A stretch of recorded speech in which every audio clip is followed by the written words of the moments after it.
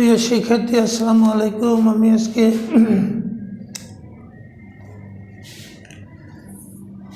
HTML form নিয়ে আলোচনা করব।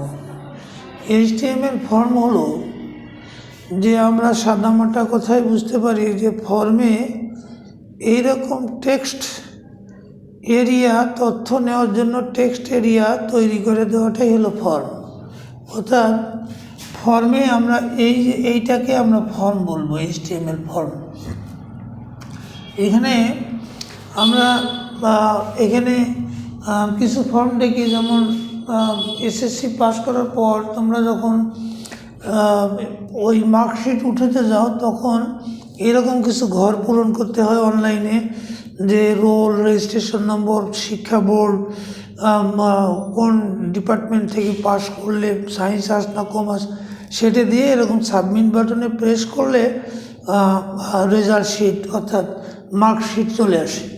ওই জিনিসটা ফর্ম, অর্থাৎ এই যে এইরকম যে টেক্সট এরিয়া তৈরি করা হয় এটাই ফর্ম। তো ফর্ম তৈরির জন্য আমরা HTML বডিতে ফর্ম নামক ট্যাগ ব্যবহার করে থাকি। তো সেটা আমরা HTML বডিতে দেব। তো এখান থেকে আমরা HTML ডকুমেন্ট শুরু করি, doctype HTML body form. এখন নেম দেওয়ার পরে আমরা দিব input type text. Input type সমান কোটেশন টেক্সট, সমান দিলেই কোটেশন দিতে হয়।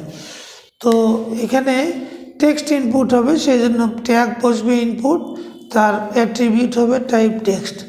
অ্যাড্রেসে বলা আছে, অ্যাড্রেসেও যে অ্যাড্রেস ইনপুট টাইপ টেক্সট, এখানে অ্যাড্রেসেও টেক্সট টাইপ ইনপুট হবে।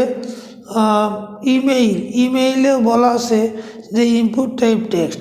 এখন এই যে সাবমিট বাটন, এই সাবমিট বাটন তৈরি করার জন্য বলা হয় যে ইনপুট টাইপ সাবমিট, কোটেশন দিতে হবে input type submit value submit, তারপর এই ট্যাগ চিহ্ন ক্লোজ করে দিলে আমাদের এই সাবমিট বাটনটা তৈরি হয়ে যাবে। তো এইভাবে HTML ফর্ম তৈরি করা হয়ে থাকে।